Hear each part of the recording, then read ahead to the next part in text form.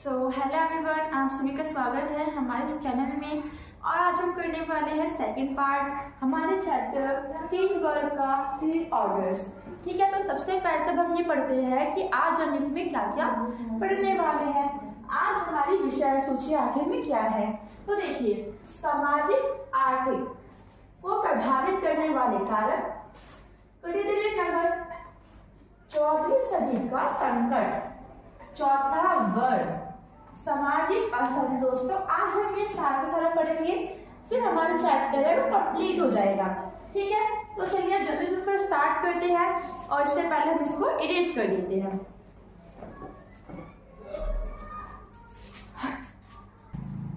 तो सबसे पहला जो हमारा टॉपिक है, इसका नाम क्या है? सामाजिक आर्थिक को प्रभावित करने वाले कारक। ठीक है, तो सामाजिक स्थिति और आर्थिक स्थिति, आर्थिक का मतलब हमेशा किससे जोड़ते हैं? रुपयों से, पैसों से।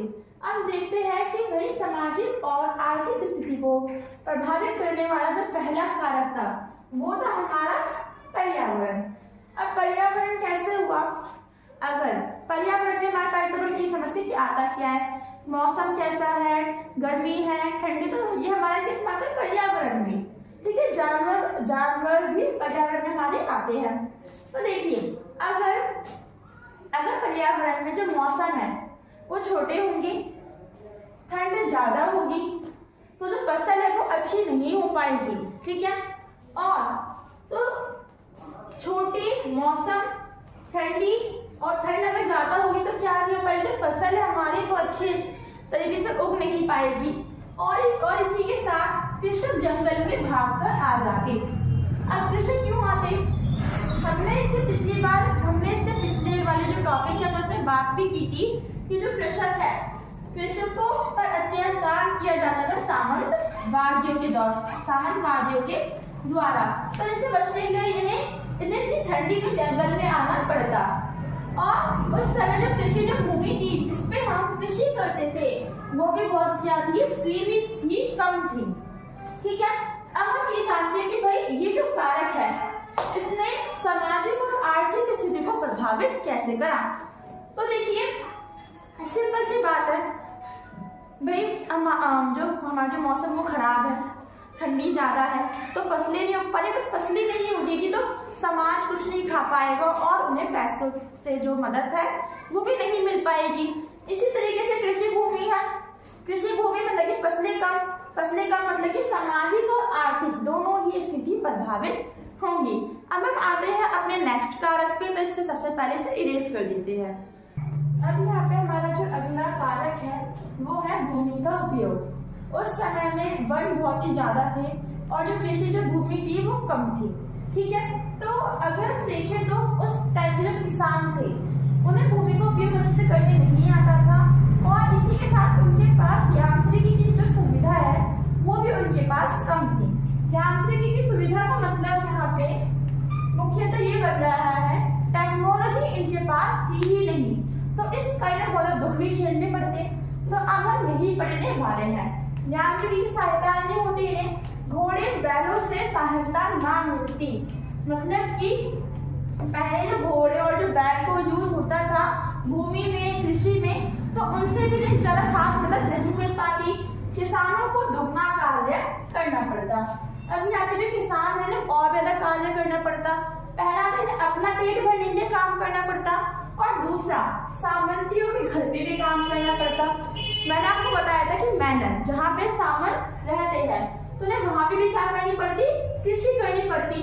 बहुत मेहनत का कार्य होता और कभी कभी जब अकाल पड़ जाता तब तो आर्थिक स्थिति वहां की और भी ज्यादा बिगड़ जाती। ठीक है, फिर पड़ती भूमि का ये लोग उपयोग करते और फसल उत्पादन कम होती। उस टाइम में जो फसल जो उत्पादन है वो भी क्या होती? कम होती। रॉड द्वारा फिल्मीकरण लिया जाता। तो देखिए, हमें यहाँ पे क्या पता चल रहा है मेनली कि उस टाइम पे हमारी सामाजिक और आर्थिक स्थिति को दोनों को प्रभावित करने वाला जो कारक है वो है भूमि का उपयोग। उस समय जो भूमि थी हमारे पास बहुत सीमित मात्रा में थी, कम थी। ठीक है, भूमि कम हुई तो क्या होगा? कृषि करेंगे, कृषि से जो हमारे पास उत्पादन आएगा वो भी कम होगा। अब उत्पादन तो कम हुआ, लेकिन साथ ही यहाँ पे जो किसान है उनको ज़्यादा काम करना पड़ता। जैसे कि मैंने आपको बता दिया कि उन्हें श्रम अधिशेष करना पड़ता, और इसी के साथ उन्हें और भी काम करने पड़ते। अब हम आते हैं अपने अगले टॉपिक पर। अब है हमारे पास यहाँ पे अगला कारक जो कि यूरोप की सामाजिक और आर्थिक स्थिति को प्रभावित करता है, वो है हमारे पास नई कृषि। देखिए अभी तक हमने क्या पढ़ा कि यूरोप की जो कंडीशन है वो बेकार है, क्योंकि वहाँ पे प्रौद्योगिकी नहीं आई है, वहाँ पे उन्नति नहीं हुई है। क्यों? क्योंकि वहाँ पे टेक्नोलॉजी नहीं आई है। लेकिन अब क्या हुआ, यहाँ पे समय के साथ साथ वहाँ पे टेक्नोलॉजी भी आई, लोग क्या कहते हैं, जो दिमाग आया और अब उन्होंने नए नए तरीके से कृषि करना शुरू करा, जिस कारण अब उनकी आर्थिक स्थिति में भी क्या है, परिवर्तन आए, सुधार आए। अब हमें यहाँ पे यही रीडिंग करनी है। तो देखिए सबसे पहले आर्थिक की सहायता मिलने लगी, ठीक है, मतलब कि अब यहाँ पे क्या हुआ, टेक्नोलॉजी आ गई, प्रौद्योगिकी परिवर्तन हुए और लोहे के हल का प्रयोग हुआ। इसके हल का, लोहे के हल का प्रयोग हुआ, क्योंकि पहले यूरोप में लकड़ी के हलों का यूज होता था। अब पशु को जोतने के लिए इन्होंने पशु को जोतने की विधि में भी इन्होंने सुधार करे, क्योंकि पहले ये लोग क्या करते थे, जो बैल थी उसके गले पर जुआ डालते थे, जिससे वो लोग खेत जोड़ते हैं। लेकिन अब वो लोग क्या कर रहे हैं, अब वो लोग उनके कंधे पे जुआ डाल रहे हैं, जिससे अब उन्हें आसानी हो खेती करने में। फिर अब इन्होंने क्या करा, वायु और जल शक्ति का प्रयोग करना स्टार्ट कर दिया। वायु जल शक्ति का मतलब क्या है कि अब इन्होंने इससे बिजली बनाना स्टार्ट करी, और इन्होंने कई उपयोग भी करे। खुर की नाल की प्रयोग करा। जुआ गले पे मैंने आपको बता दिया था कि जुआ गले पर नहीं कंधे पर डालते हैं। नई कृषि व्यवस्था भी इन्होंने। अब हमारे पास यहाँ पे अगला जो कारक है जो कि यूरोप की आर्थिक और सामाजिक स्थिति को प्रभावित कर रहा है, वो है प्रतिदृढ़ नगर। सबसे पहले तो इसका मीनिंग क्या है कि बड़े चर्च हुआ करते थे, इनको हम कहते थे प्रतिदृढ़ नगर। मेनली जो प्रतिदृढ़ है उसको कहते थे बड़े चर्च, लेकिन धीरे धीरे क्या हुआ, इन चर्चों के आसपास ही कुछ लोग आके बसने लगे और धीरे धीरे ऐसे करके वहां पे नगर बनने लगा। तो इस प्रोसेस को हम कहते हैं प्रतिदृढ़ नगर। एक चर्च के आसपास क्या हुए, कुछ लोग आए रहने के लिए, और फिर उन लोगों ने नगर बनाया। अब हम आते हैं कि जो कैथेड्रल जो होते थे, जो चर्च होते थे, आखिर में इनकी बनावट कैसी होती थी। तो ये पत्थर से बनाए जाते थे और इनको बनने में बहुत ही ज्यादा क्या लगते थे, वर्ष लगते थे, कई साल लगते थे, और ये शहर के बीच में होते थे और ये बहुत बड़े बनाए जाते थे ताकि यहाँ पे सब लोग आके क्या कर सके, प्रार्थना कर सके। इसको ऐसा बनाया जाता था जिससे जो आवाज है वो गूंजे और जो हम घोषणा करते हैं वो सब तक पहुंच सके।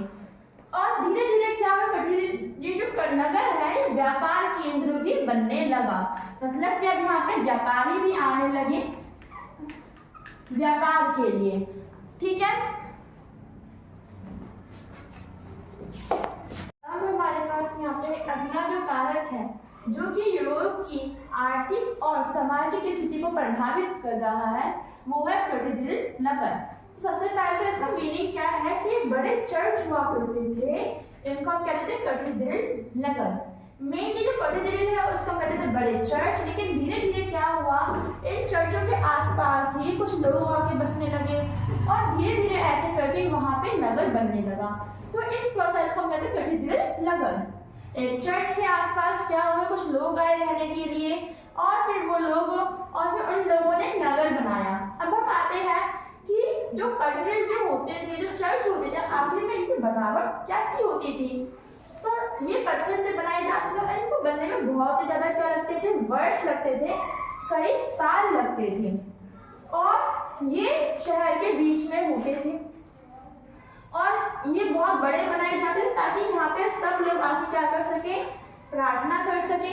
इसको ऐसा बनाया जाता था जिससे जो आवाज है वो गूंजे और जो हम घोषणा करते हैं वो सब तक पहुंच सके। और धीरे धीरे क्या हुआ, ये जो नगर है ये व्यापार केंद्र भी बनने लगा। मतलब कि अब यहाँ पे व्यापारी भी आने लगे व्यापार के लिए, ठीक है। यहाँ पे अगला जो टॉपिक है हमारे पास वो क्या है, चौथा नगर। हमने हमारा जो चैप्टर है इसका नाम तो भाई 3 वर्ग है, लेकिन अब यहाँ पे चौथा वर्ग भी आया, और वो चौथा वर्ग कौन है? शहरवासी, नगरवासी ही कौन है? चौथा वर्ग। तो ये आपको याद रखना है, क्योंकि यहाँ से जो क्वेश्चन है वो आती है एमसीक्यूज में। अगर हम बात करें तो चौथा वर्ग जो नगरवासी है, इनकी उपज का, इनके आने के कारण क्या है? तो वो है जनसंख्या, कृषि और व्यापार। ठीक है, इन तीनों में क्या हुई? वृद्धि हुई, और इस वृद्धि के कारण ही क्या हुआ? जो चौथा जो नगर है उसका विकास हुआ। ठीक है, देखिए अब जनसंख्या ज्यादा हुई, कृषि ज्यादा हुई, व्यापार ज्यादा हुआ। अब अगर हमने जनसंख्या की बात की है तो अब यहाँ पे इनकी जो जनसंख्या हम वो भी जान लेते हैं। तो पहले यहाँ की जो जनसंख्या थी वो थी 1000, फिर 420 लाख, फिर 1200 हुई, फिर 620 लाख, 1400, 720 लाख। तो इन संख्या से इतनी ज्यादा बढ़ गई है।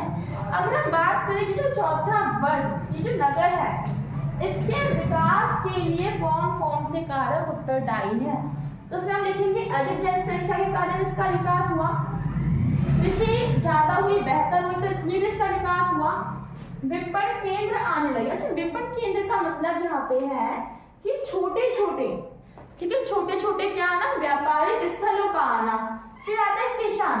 हमने जो थर्ड हमारा वर्ग पढ़ा तो इसमें हमने क्या पढ़ा था? किसान। कि अभी जो किसान है, अब वो लोग अपनी जागीरों को तोड़कर भागकर वहां से किसमें आने लगे? शहर में, और अपना एक नया जो धंधा, अपना जो नया जो काम है वो स्टार्ट करने लगे।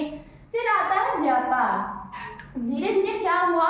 यूरोप में व्यापार बढ़ा, और इस व्यापार बढ़ने के कारण भी हमारे शहरों का निर्माण हुआ, क्योंकि जो शहर है वो एक तरीके से व्यापारिक केंद्र ही माने जाते हैं। अब यहाँ पे हमारे पास अगला टॉपिक क्या है? 14वीं सदी का संकट। ठीक है, अब हमने क्या देखा कि 14वीं सदी से पहले सब कुछ ठीक चल रहा था, अच्छा खासा काम चल रहा था, लेकिन इसके बाद कुछ परेशानी आई, कुछ संकट है। अब हमें ये पढ़ना है, क्योंकि ये पेपर में आता ही इंपॉर्टेंट है ये मोस्ट। अब देखिए, सबसे पहले क्या हुआ? पैदावार जो मौसम है फिर से छोटे होने लगी, और ठंडी है ये फिर से आने लगी। ठंडी फिर से आई तो क्या हुआ? जो हमारी जो फसलें हैं अब वो उनका उगना फिर से बंद हो गया। फिर तूफान, सागर, बाढ़ ये भी आई, मतलब कि जो प्राकृतिक आपदाएं है उनका भी आगमन हुआ। फिर व्यापार प्रभावित हुआ। सिंपल सी बात है, अगर हमारे पास खाने के लिए कुछ नहीं है, अगर तूफान है, अगर हमारे पास प्राकृतिक आपदाएं ज्यादा आ रही है, तो जो व्यापार है वो भी प्रभावित होगा। अब इन्होंने नई तकनीकें अपनाई थी कृषि के लिए। इसमें से एक थी गहन जुताई। गहन जुताई के कारण अब क्या हुआ? इनकी जो भूमि है वो कमजोर होने लगी, और अब जो उत्पादकता अब वो ज्यादा अच्छी नहीं हुई। फिर अकाल आया धीरे धीरे करके, क्योंकि फसलों की कमी हुई। फसलों की कमी से क्या हुआ? लोगों के पास खाने लायक भोजन भी नहीं बचा, और समुद्र जलपोतों से यहाँ पे प्लेग नामक महामारी आई। प्लेग एक महामारी है जो कि चूहों से फैलती है। फिर क्या हुआ?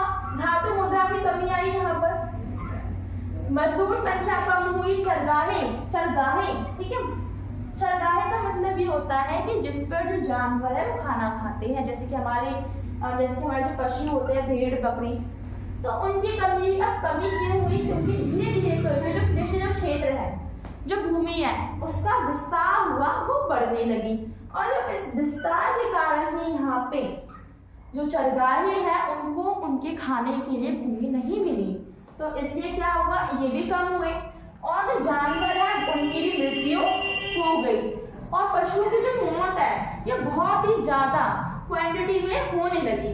तो आप ये देख सकते हैं कि किस तरीके से यहाँ पे 14वीं सदी के संकट आपके सामने मैंने प्रकट करे हैं।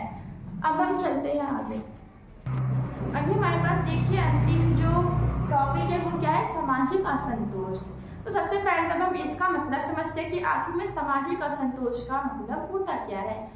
असंतोष का मतलब ये होता है कि हमें संतुष्टि नहीं मिल रही है, और समाज मतलब कि समाज में जो असंतुष्टि है वो फैली हुई है। अब वो कैसे? देखिए, अभी बीच में एकदम सही हो गया था 14वीं सदी से पहले, लेकिन 14वीं सदी के बाद क्या हुआ? यहाँ पर संकट आए, और इन संकटों की वजह से ये जो अभिजात जो वर्ग है इनकी आमदनी भी घटने लगी। अब इनकी आमदनी घटने से अब इन्होंने क्या करा, फिर से कृषकों पर अपना अत्याचार करना स्टार्ट करा। तो यहाँ पे कहीं ना कहीं हमारे समाज के जो दो मुख्य जो वर्ग है, अभिजात और कृषक, दोनों के बीच में असंतोष पैदा हो रहा है। अब हम वो थोड़ा सा पढ़ के जानते हैं। देखिए, अभिजात वर्ग की आमदनी घटी, क्यों घटी? क्योंकि व्यापार कम हो गया था 24वीं सदी के संकटों से। कृषकों के साथ अब इन्होंने फिर से अत्याचार करना स्टार्ट कर दिया, इनको फिर से दबाना धमकाना स्टार्ट कर दिया। लेकिन अब ये जो कृषक है अब इन्होंने विद्रोह कर दिया, अब ये अपने लिए आवाज उठाना सीख गए और इन्होंने 1823 1385 में इन्होंने फ्रांस में करा था और 1381 में इन्होंने इंग्लैंड में अपना विद्रोह करा। लेकिन कहीं ना कहीं इन विद्रोहों का दमन कर दिया गया। लेकिन अब कृषकों ने ध्यान दिया था कि अब उन्हें पहले की तरह लाइफ नहीं जीनी, अब इन्हें एक साकार आदमी बनना है और इन्होंने फिर अपने जो विद्रोह है वो उन्होंने कैरी ऑन रखे। तो अब आपने ये चैप्टर तो समझ लिया। तो इसी के साथ मैं आपके लिए 5 इंपॉर्टेंट क्वेश्चंस लेकर आई हूँ इस वीडियो के। तो पहला जो क्वेश्चन है वो यूरोप के 3 वर्ग के बारे में बताइए। तो आपको यहाँ पे यूरोप के 3 वर्ग के बारे में बताने हैं कि वो कौन कौन से वर्ग थे और उनके क्या कार्य थे। अच्छा, 3 वर्ग कौन से थे? सामंतवाद, पादरी वर्ग और किसान वर्ग। सेकंड क्वेश्चन है चौथा वर्ग कौन सा था? तो चौथा वर्ग कौन सा? नगरवासी। फिर थर्ड क्वेश्चन है आर्थिक और सामाजिक स्थिति को प्रभावित करने वाले कारक। ये मैंने आपको बताया था, भूमि का उपयोग, पर्यावरण वाला। फिर 14वीं सदी के संकट, मतलब कि 14वीं सदी में आखिर में क्या क्या संकट आए, तो वो आप क्या क्या लिखेंगे? प्लेग महाबीमारी आ गई, खदानों की कमी हो गई और मौसम छोटा हो गया। फाइव मैनर क्या है? सामंतियों का घर। अब आपकी जिम्मेदारी कि आप इसको अच्छे से लिखिए, याद